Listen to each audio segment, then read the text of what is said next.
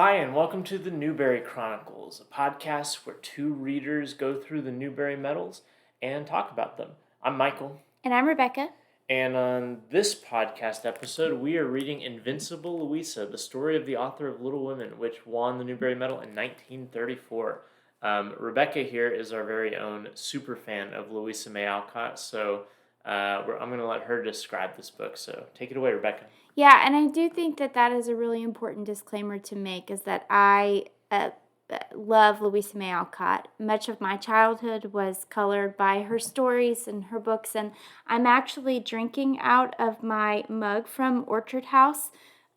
If you are not familiar with the details of Louisa May Alcott's life, like the majority of probably America, Orchard House was one of the homes that she and her family lived in Concord, Massachusetts, and it was my lifelong dream to go there, and that was fulfilled a couple years ago now. When More than a couple. well, It's been probably 5 years. It's such a beautiful memory in my heart. It just feels like yesterday. Rebecca is such a super fan that she braved a historic blizzard.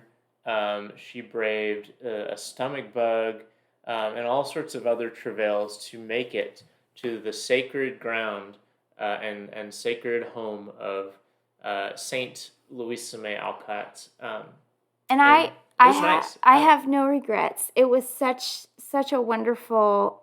It's such a wonderful town. And we want to go back. We really wanted to go to the cemetery in the town that's called Sleepy Hollow Cemetery, where so many famous thinkers and artists in America are buried. Louisa May Alcott is there.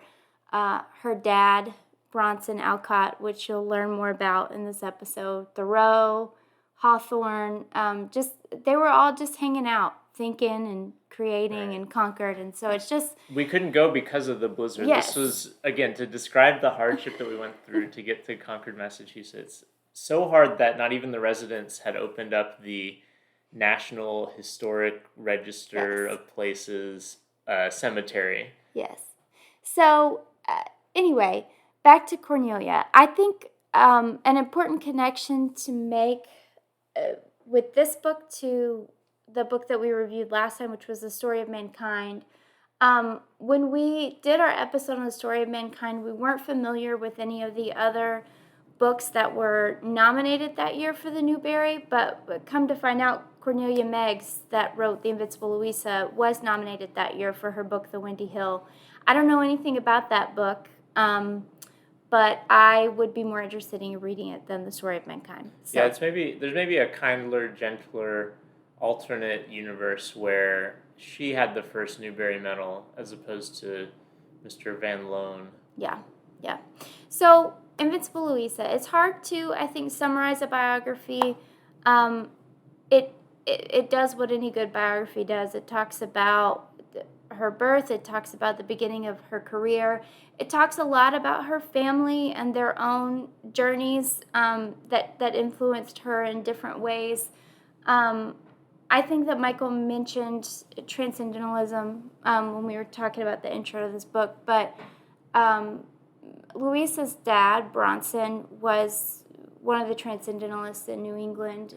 Which is really why I know anything about the historical context. Rebecca is the expert here. I know I've never read a Louisa May Alcott book. I've only seen Little Women movies multiple times, and they're good. But I mostly know the setting that she grew up in because I'm familiar with Ralph Waldo Emerson or Henry David Thoreau or people like that who were family friends of the Alcotts. Yeah. So this book talks a lot about Bronson's beginnings and kind of where his beliefs and ideas took root and took flight. It talks a lot about her mom that we actually learned more about when we went to Concord, and how she was one of the early founders of modern-day social work in America. This book talks about she was like the first social worker in Boston or something like that? Mm-hmm. Yeah. Which Concord is just outside of Boston for people who don't know. Right. So one thing that is unique about this biography is that because of when it was written, Cornelia Meggs was born 4 years before Louisa May Alcott died. So when she was writing this book, she got to talk to a lot of people that knew her in person. So specifically, Louisa's sister Anna's daughter-in-law was one of the sources that really provided a lot of the information for this book. A lot of books that were written by people that she knew, she got to borrow that information for writing this book. So that was really cool, just a different perspective to hear from family. So that's kind of the overview of the book itself. Just a little bit about Cornelia Meggs. Something that we found out as we were doing our research is that in the bio of this book, Invincible Louisa, it talks about how she has, I think it says, illustrious family members. Yeah, it's very vague. It says she is a descendant of a family which has supplied illustrious names in United States history. And that's it. So I looked it up. And so one thing, her sister was a famous doctor. But then we found out that her grandfather, Montgomery C. Meggs, was a general in the Union Army in the Civil War.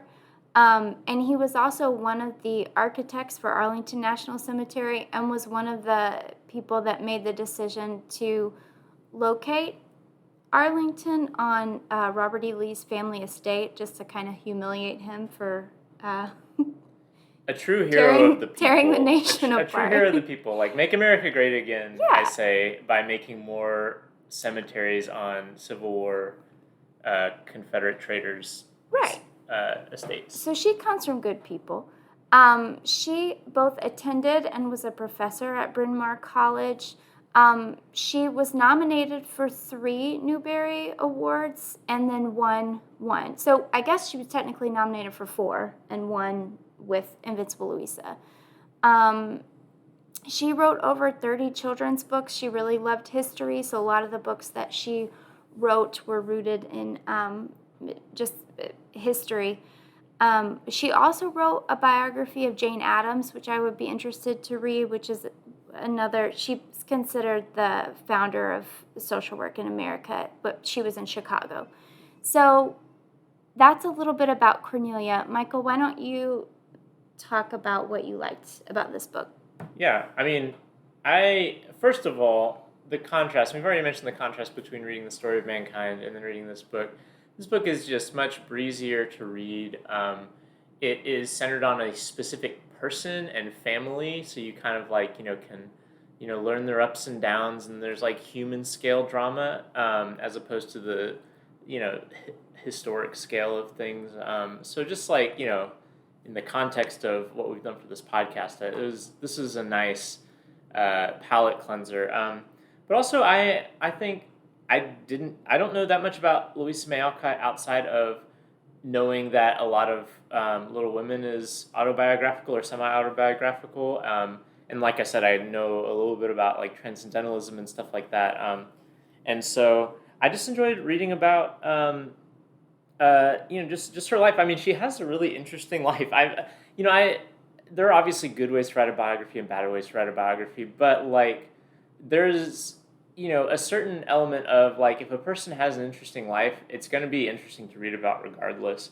And Louisa May Alcott and her family simply have like a really interesting life. Like her dad, Bronson, was like this pioneer of like education, like pioneering stuff that we would consider like kind of foregone now, like having co-ed, like gendered classrooms, or having integrated classrooms racially, or things like that, or just learning styles, getting away from like the kind of rote memorization and more into like hands-on, like kinesthetic sort of stuff.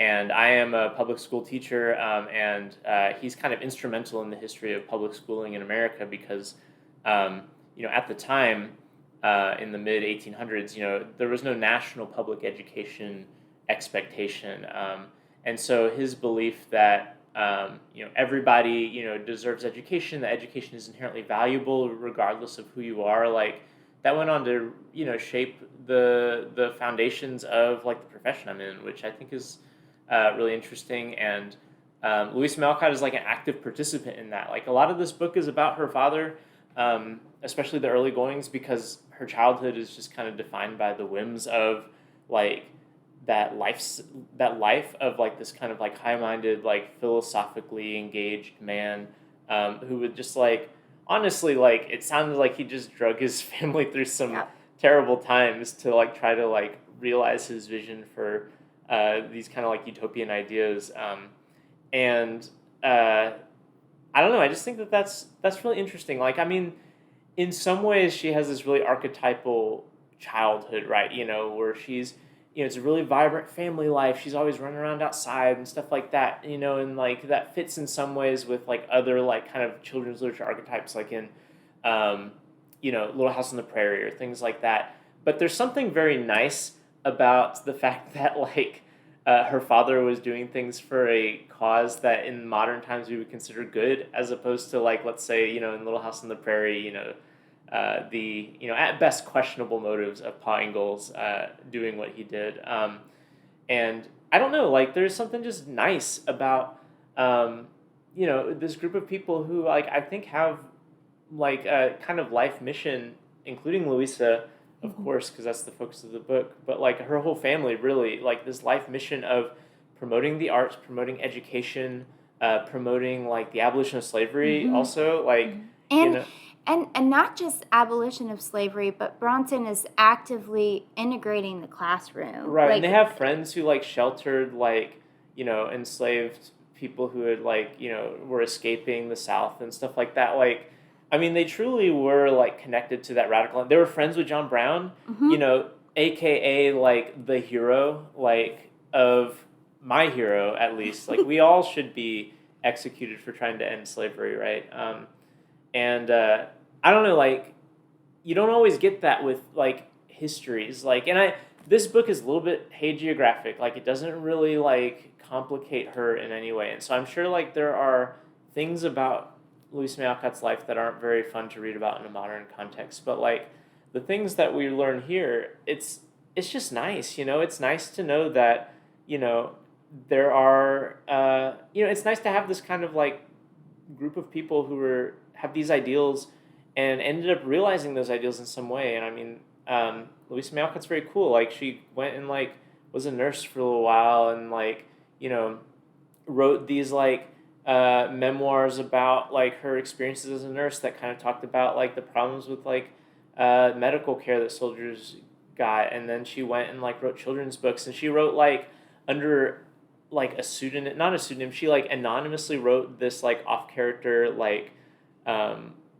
retelling of Faust, and like she was just like a I don't know like I I don't know how much of this you know is Cornelia Meggs versus just it's interesting to read about facts about Louisa May Alcott, but like I thought it was interesting. I just enjoyed learning about her. yeah. What did you like, Rebecca? Well, I liked all of those things. I really felt like this book reads like a children's book, which I did not. I don't mean to just compare this book to Story of Mankind, but it's kind of hard when It's we just. inescapable. It is, but I think it's also a good juxtaposition because we've read two nonfiction children's books back to back, and I think this one does a really good job of telling a story about this person's life. I think that she does really well with not just giving you facts like this happened and then this happened and then that happened, which can really bog you down in a biography. But she really, which was basically the story of mankind. yes, but she really does build on how those things were foundational in what Louisa believed about her family and really how her own desires conflicted with those, but how really the fulfillment of her desire is what saved her family, you know. And I think that Cornelia does a really good job of talking about the dreams of Bronson and her mom, Abba May, and how those dreams and desires were beautiful, but were ahead of their time in a lot of ways, and just in terms of practicality, they were poor. And as an aside, like her mother, Abba May, like deserves a medal or something because all the medals. The book, at least as the book depicts it, like Bronson is like, hey, what if, we went and lived in this like commune where everyone just shared everything, and she's like, okay, and they go along with it, and the commune kind of fails because people leave for various reasons, and so the Alcotts are like on the brink of starvation, and she's just like, making sure the family survives, and then Bronson's like, hey, what if we did this thing, and then she's like, okay, and they do it, and like, obviously, you know I don't think that like you should just like rubber stamp everything your spouse says, and there's room for like speaking up, but like she also clearly like believed in like these things, and but she was also like the practical minded one, and Yeah. it's I don't know, like But she's they, kind of a there's not very many things that the book tells us that's like she's not an interesting person in the way that Bronson or Louisa are interesting, because she's not the person going out and doing these like high-minded, like ambitious things, but she's playing but that she role. also is. I think back to the part that we read about when they moved to Boston because she was doing social work, and that wasn't like financially lucrative for them. Still isn't, but they did move for that desire too. So I do see. I don't know. I loved seeing the relationship between Bronson and Abba, and how Louisa was kind of right there in the middle of that, and really identified with her mom in a lot of ways, but still was very influenced by her dad and his beliefs. And one thing that I liked about this book is I felt like there was a different perspective than in other accounts that I've read. Like a lot of times, what I've heard is that if you read Little Women, then you know that Joe's dad is barely in that book because he's a chaplain for the in The in the Union Civil Army. War, like for the majority of the book, so he's hardly in there. And how I always heard scholars justify that was that Louisa didn't have a way to fit her dad into the fairy tale of her life.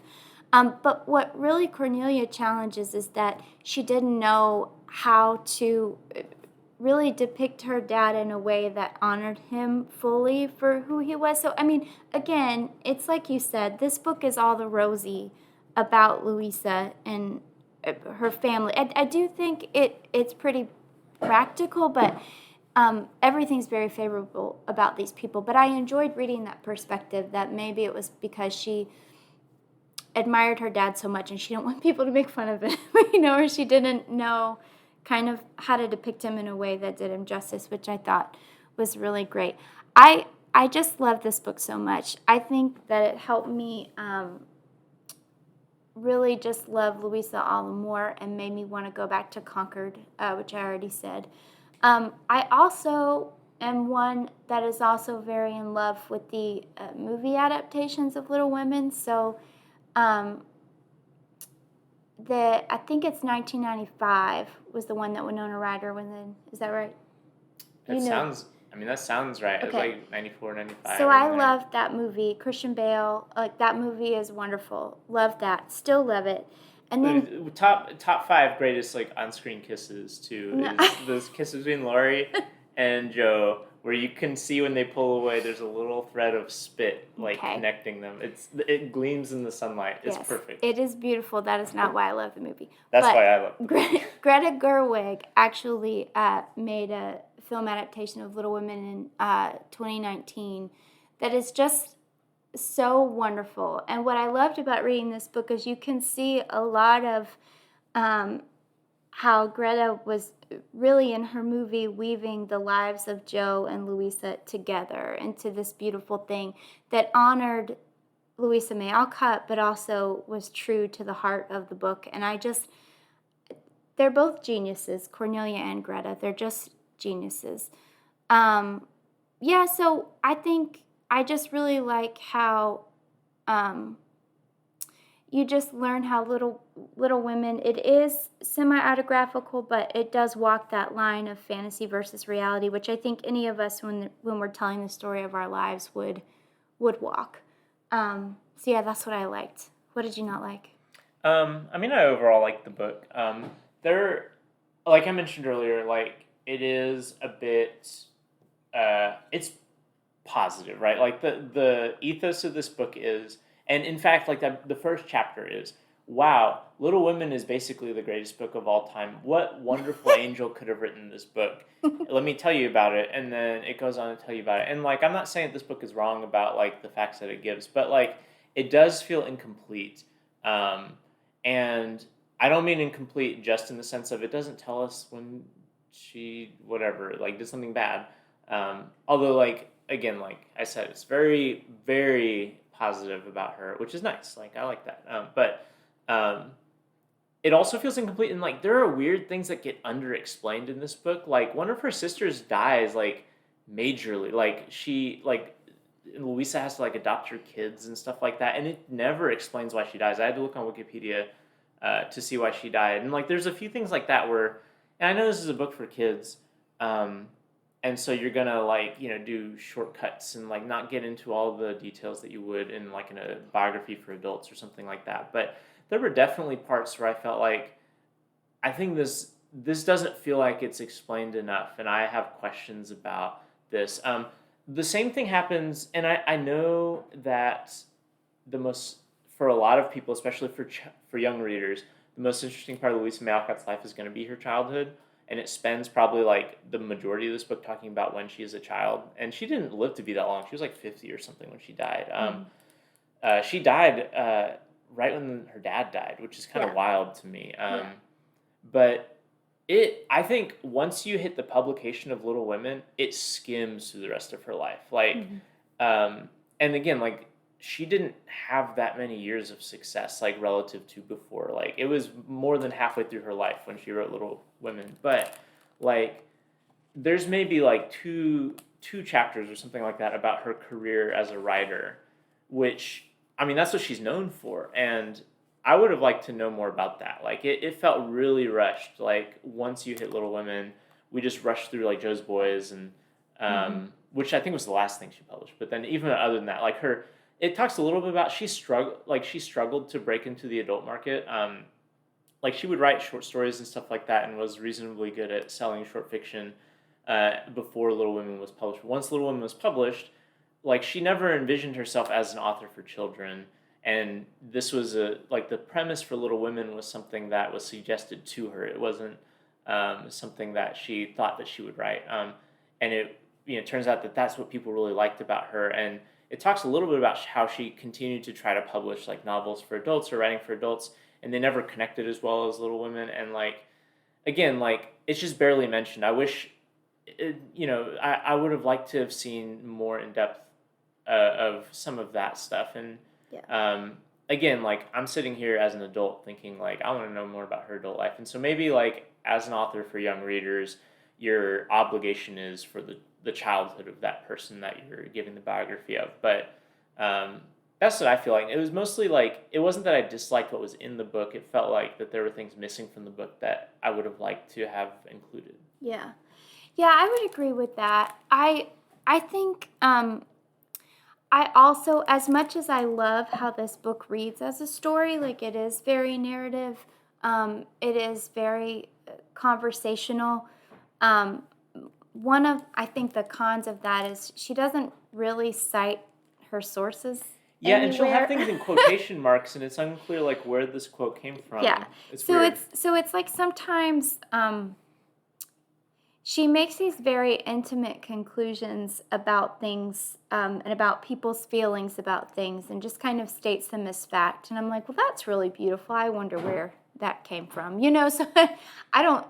I think that's one of the places where it's like, I love reading about this because I love Louisa May Alcott, but I don't really know how much of this is accurate. Now, I will say we've been kind of on and off comparing this to Story of Mankind. Story of Mankind has an extensive bibliography. That is true. So this is you win this one, Story of Mankind. a point for Ben Lone. Yeah. Some other things.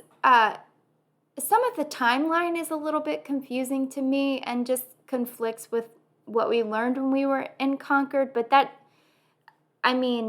you also consider how many years have passed since this book was written, and you learn new things and things get clarified. There's other sources there. So I don't really think that's a fault of the book.